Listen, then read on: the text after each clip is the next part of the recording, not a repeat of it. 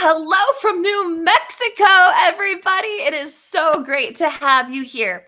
Tonight, we're going to talk about a topic that I personally am so excited about, and I think you might find it relevant too. Because whether or not you are grieving a person loss or a loss of a job opportunity or anything traditions, holidays wise, there are so many things right now in regards to grieving what should have been. So, welcome to the show, everyone. My name is Miki Speer. I am a musician, author of My Heart Still Remembers, which in the comments section, you can get your free copy right now if you head to my website, or you can buy it off of Amazon, which is my preferred way of doing it. And I'm also the host of tonight's show, The Healing Half. Before we get to our amazing guest, Jenny, who is from Soaring Spirits, which we've been introduced to before, but I can't wait for you to hear all about Soaring Spirits again. I wanted to just introduce myself to why this show, why are we here, and what are we doing, and how can it benefit you? So when I was 13, my mom passed away from cancer. It was about a 2.5-year battle. And I think the entire time we all were under the belief that she was going to make it. We didn't let ourselves believe that she wouldn't until, of course, she didn't. And after she passed away, it took the better part of a decade for me to finally get out of the shock and denial stage of grief and understand I can't keep running from this. I can't keep pretending that I'm fine. And I know that through counseling and lots of books, I came to be a pattern that I'm not the only one whose natural instinct is to run away. So I wanted to create a show now that I understand the value of processing. And I have this My Heart Still Remembers book that I use to help process. And I really hope it helps you too. I wanted to start a show where we can learn how to address our own wounds and, equally importantly, learn how to address the wounds of other people in a way that is appropriate, that is actually helpful. Because we all know the awkwardness of I don't know what to say. And I'm sure most of us have been on the other end of the side where we say, well, whatever that person was trying to say didn't come across well. And we know what it's like to receive that kind of that awkwardness. So I wanted to have a show where we get to address all of that. And tonight we have an amazing guest with us who's going to share her beautiful story and her work with Soaring Spirits. So without further ado, say hello in the comments. It's so good to see all of you. Please welcome Jenny. Jenny, hi. Hi, Miki. It's so good to see you. I'm so happy to be here. I am so honored that you are here because you are such an angel. You do so much good work for Soaring Spirits. And not only that, you've got a story that pulls at my heartstrings. And I just think the whole world needs to hear your story because so many people will definitely identify with parts of it. So before we kick it off tonight, do you mind telling us a little bit about what brought you onto the Healing Half tonight? Sure. So thank you so much for the introduction. Thank you so much for having me. I'm so thrilled to be here. My name is Jenny Sellers, and I am the Global Operations Manager for Soaring Spirits International, a nonprofit that is very near and dear to my heart for the reason that I will share with you guys. 6 years ago, my fiance, Cole, died very suddenly at the age of 29 when he drowned in the waters of San Diego Bay during routine night operations at work. And I love so much this photo that Miki just shared. That photo was taken 2 days before Cole died. Oh. And so it has that bittersweet feel. I mean, you can tell on those faces of those two young individuals that we just had no idea what was coming. And so it's bitter, but it's also so sweet because it's such a happy memory that I'm so grateful that my friend captured for us. So he went to work one night and he never came home. And it was obviously the most terrible experience I've ever suffered. it was one of those situations where it was a phone call at 10:15 at night. Mm. And I'm pretty sure one of his supervisors called me and just said, you need to come to the hospital. And I had asked if he was breathing at the time. And the answer was, I'm not sure, but I don't think so. And so by the time I made it to the hospital, he had died. And so there were no goodbyes. There were no final Mm. words, no I love yous. He was 29. I was 31. And we had our whole futures ahead of us. And it was um, terrifying, absolutely terrifying to be in that space without knowing what to do next. And, you know, was I going to be okay? And Yeah. where did he go? You know, he just ceased to exist. Right. Oh my gosh. Well, Jenny, I am so sorry. Thank you so much for sharing that. I just I can't even imagine. I cannot even imagine how hard that was. And there's a million directions we could go tonight about that the whole story. As everybody knows, every grief story is extremely complex and there's a lot of moving parts. So the one that I kind of want to zero in on a little bit tonight is the fact that we've had a lot of widows on the show who are married, but there's something, and that there's always this component when it comes to loss, but there's something about a fiance Mm-hmm. that to me, it's gearing up. You're gearing up for this wedding. Like it's so exciting of a time in one's relationship and to have that ripped away from you. Do you mind talking to us a little bit about the should, like what should have been, and how did you, and I know it's a big topic, so it's okay if we only scratch the surface on it tonight. How did you start to find peace through that very difficult realization? Yeah, well, yes, it's a huge question, right? And well, to begin, I didn't even know where to find resources. I didn't know if I, qualified as a Mm, widowed person.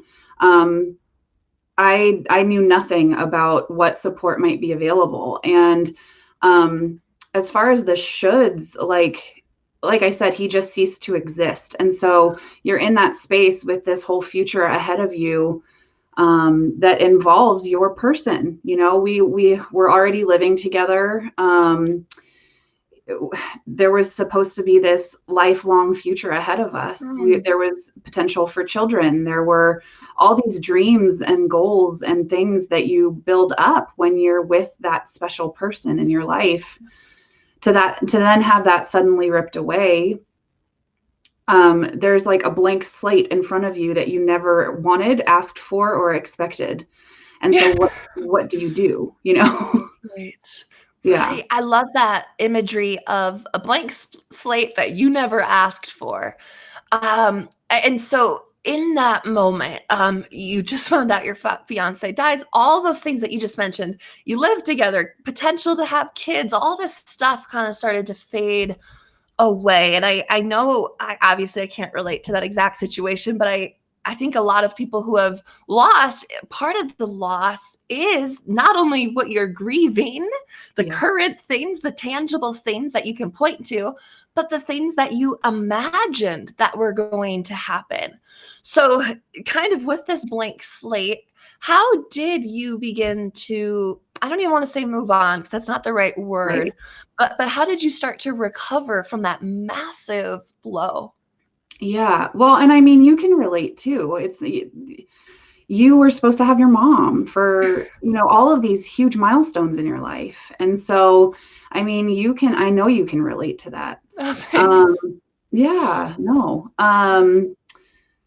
How did I start to recover? For me, I was so lucky, and this is why Soaring Spirits was so near and dear is so near and dear to my heart. Yeah. And I'm so honored to be able to serve our widowed community because I knew from the beginning, even with really, really wonderful friends and family support, that I was going to need to find people who didn't want to like look at me and feel like they were going to break me. Like I was like a glass egg, if they said the wrong thing or did the wrong thing.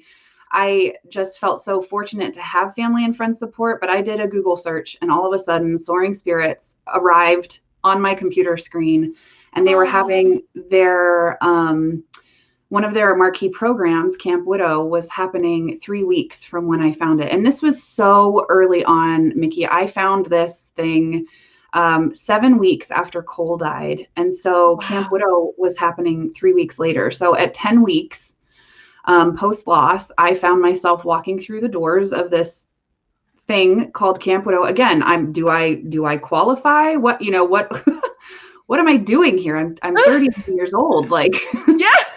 I know nobody who's had this experience, and I walked into this 100, 200 person event, and within an hour, I found a girl who lived 3 blocks away from me and whose fiance had died a week after Cole.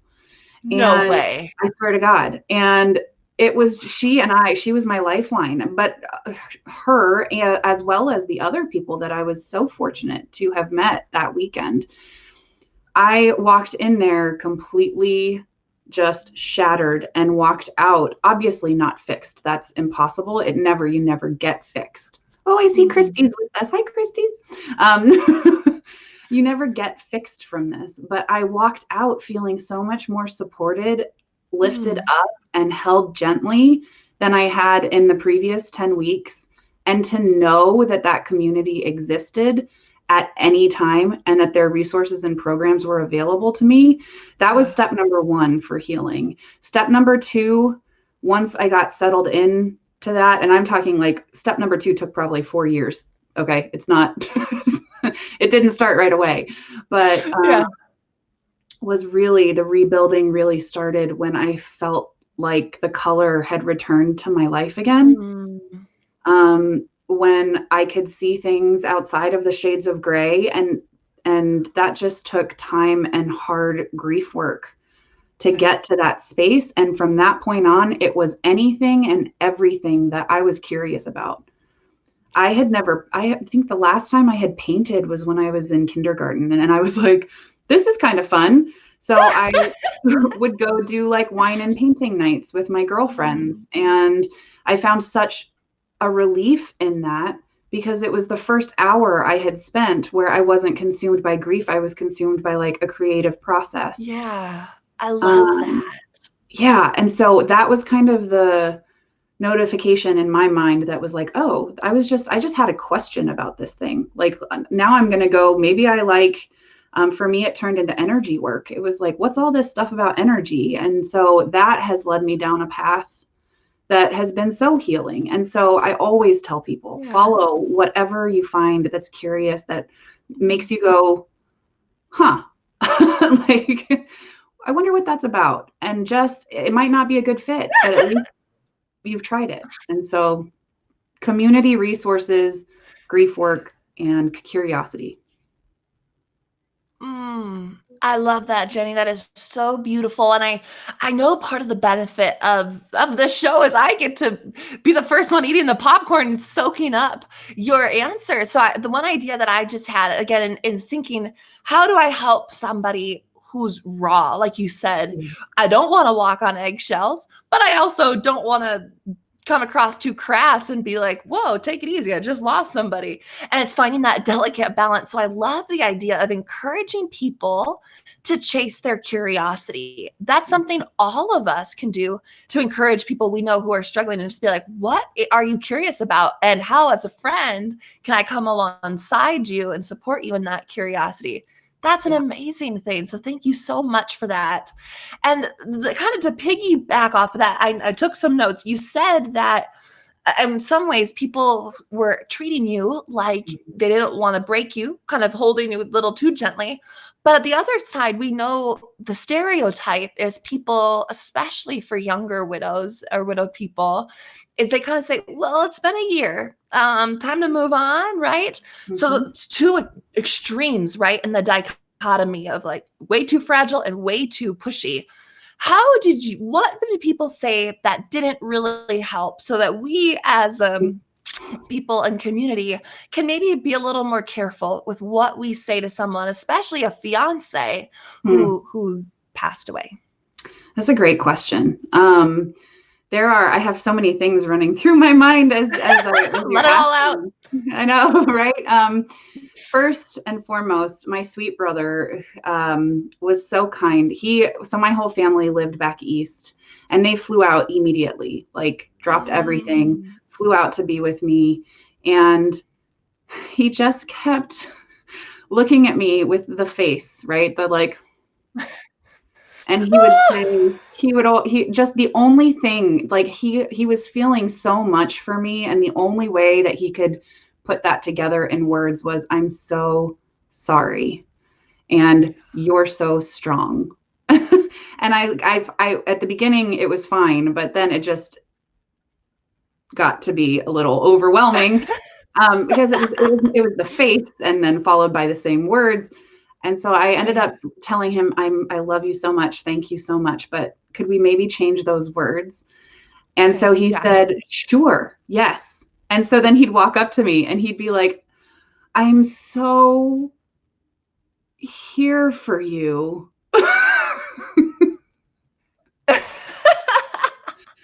And so I was like, oh, thanks. Like, that's perfect. And so it turned into this lighthearted joke. So if you find yourself saying the same things over and over and over again to somebody, perhaps check in and say, I don't know what to say, but what would feel good for you?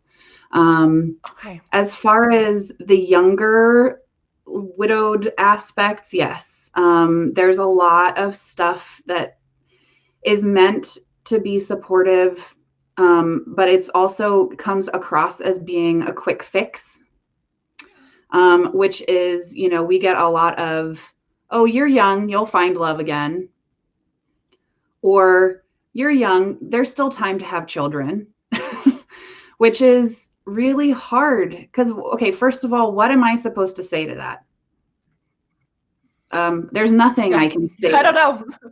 Like, Thanks. thank you? No. Like, there's nothing that can be said back to that. And yet, as the grieving person, I'm supposed to come up with something.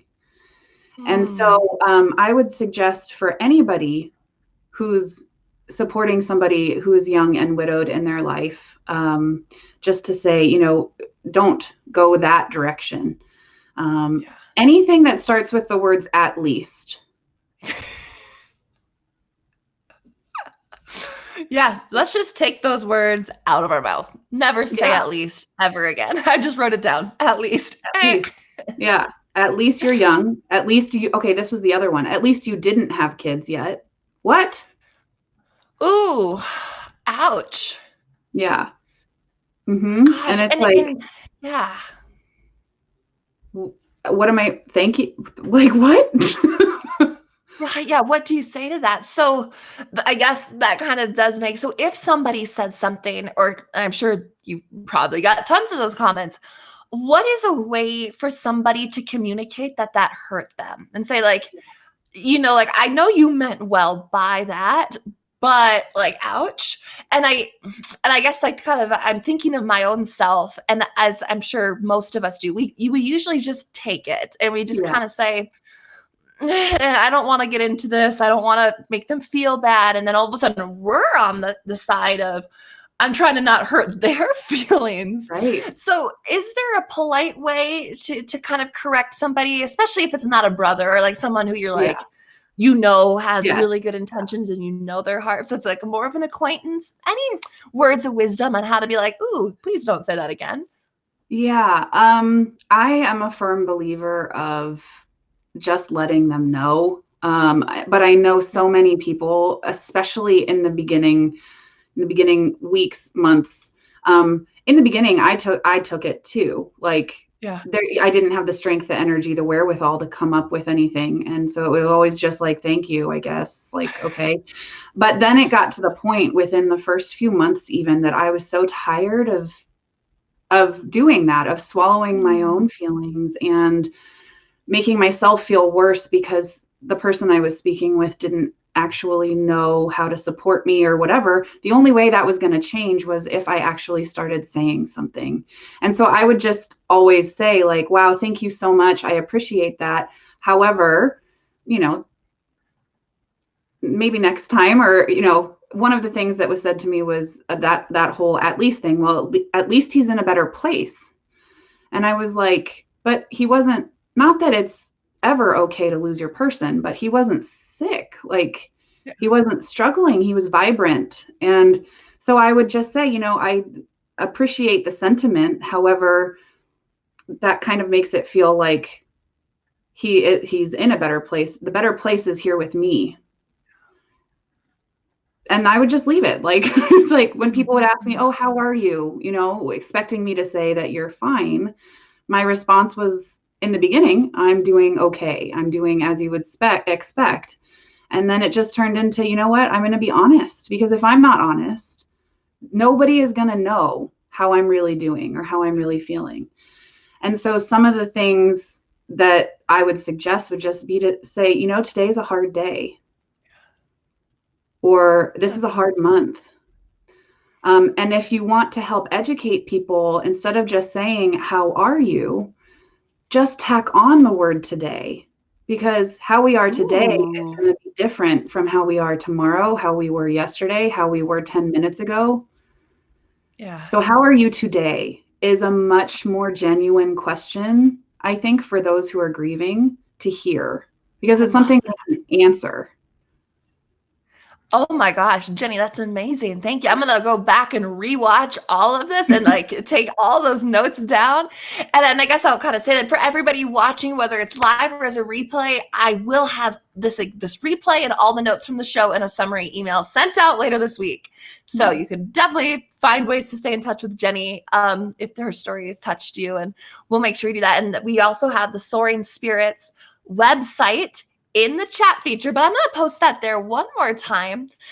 So if you guys, because again, this show is all about ourselves and learning how to address our stories, but also how to help others. And Soaring Spirits is one of those things we all just have to have bookmarked in our brains. So when we meet a widowed person, we know Soaring Spirits. So I guess to kind of round this out, Jenny, do you mind kind of talking a little bit more about Soaring Spirits for those who are maybe brand new, and what specifically what we can do today of all days to help Soaring Spirits out?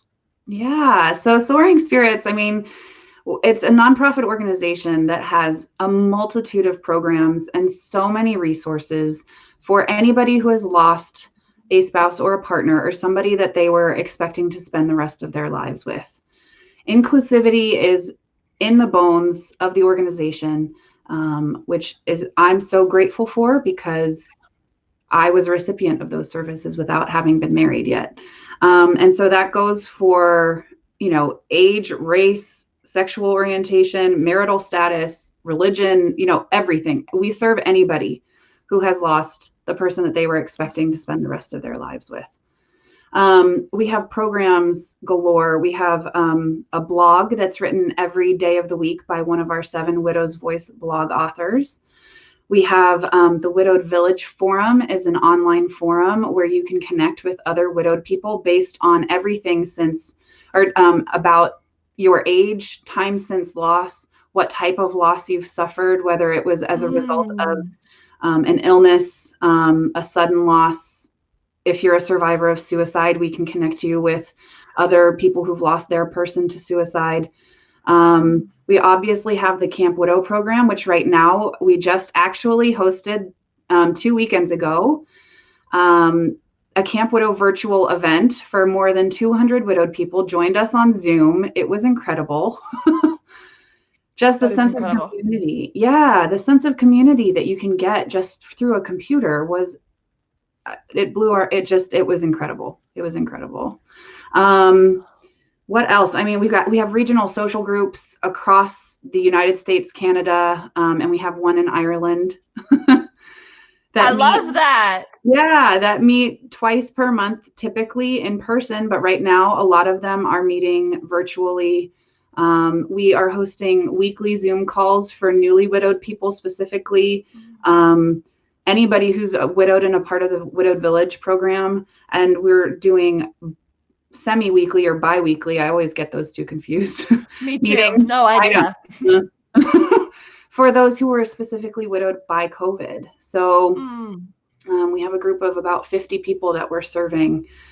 who fall in that bracket of a population who's unfortunately so underserved right now, Yeah. and affected more than ever by the isolation that is affecting the world. So we have so many things, and so yeah, today specifically, it is Giving Tuesday, and so Yes. yes, I know, as a nonprofit.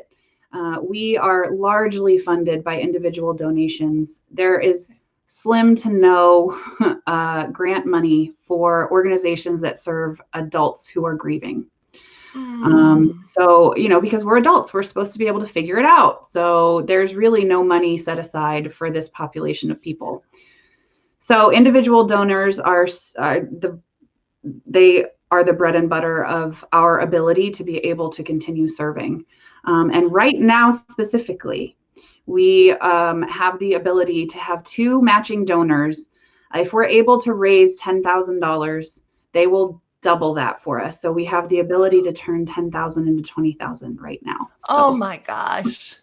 yeah. Wow. So everybody, if you have been widowed yourself, or you know anybody who you deeply care about who has been widowed in any capacity, please consider donating. This organization is so amazing. They've got widow packets, which we talked about in the last episode with Soaring Spirits on, but they just do so much. So if you have it, if you have the ability, please consider giving today. And Jenny, I am so grateful for you being on the show, for sharing your heart and your story, your wisdom, and I just thank you for being with us today. Thank you so much for having me, Miki. Thank you so much to the Healing Half.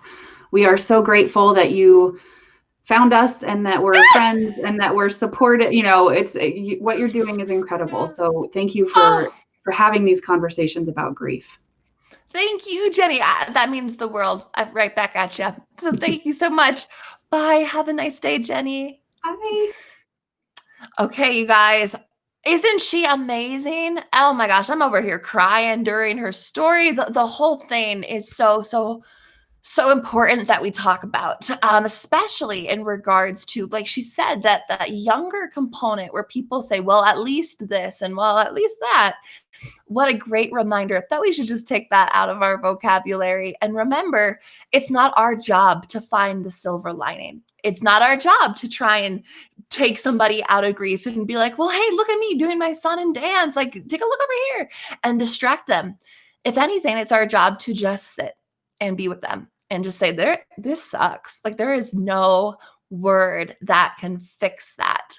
And I think it's amazing when we are open to asking, what do you need? What can I say? It's amazing how people can respond and actually have a chance to say, actually, this is what I want to hear today. And it's a really great exercise. So Jenny, thank you for your story. Thank you for being here. And the one thing that I wanted to kind of tack on at the very end is the difference between the saying what could have been and what should have been. And I was going to actually name the episode what Grieving What Could Have Been, and then I said that doesn't sound right, because when we say the word could, there seems to be an optimism associated with that, where it's like, what could have been, or like you weren't even expecting. It's like, what could have been, like, yeah, it could have been great, but it didn't work out. The should is when it is deeply embedded into our psyche and into our world, where it's like, this is the path we are on. This is where we think this path is going. We have based our life off of these path decisions. And all of a sudden, that path is washed away by the ocean. It's no longer there. It's a totally blank sand. The beach is empty. There's no path. That's should. And that's why I wanted to talk about the difference between what could have been versus what should have been. And so Jenny's story is so amazing about finding your community, leaning into your curiosity and hoping that the color comes back in. And I know it does. Grief never goes away, but it does change, and we are able to see color once again, as she said. So Jenny and Soaring Spirits, thank you all so much for being here, for your amazing work. The last thing that I wanted just to say, you guys, is if you are on Spotify, I am also on Spotify. Link is in my bio. If you haven't followed the page, please do so. Sign up for my email list.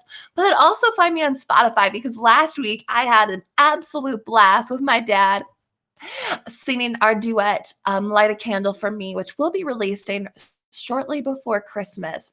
And the best way for you to be able to do that is to be able to do my Spotify. But if you're like, oh my gosh, I don't want to wait until Christmas for some music, see me, I was able to put this beautiful background on it. And as I kind of thought about what visual do I want for See Me, this is the one that just made sense, or it was blooming. It's just finding a new normal after loss, and how our loved ones are never gone forever, right? We see their fingerprints all over, and they are with us, absolutely.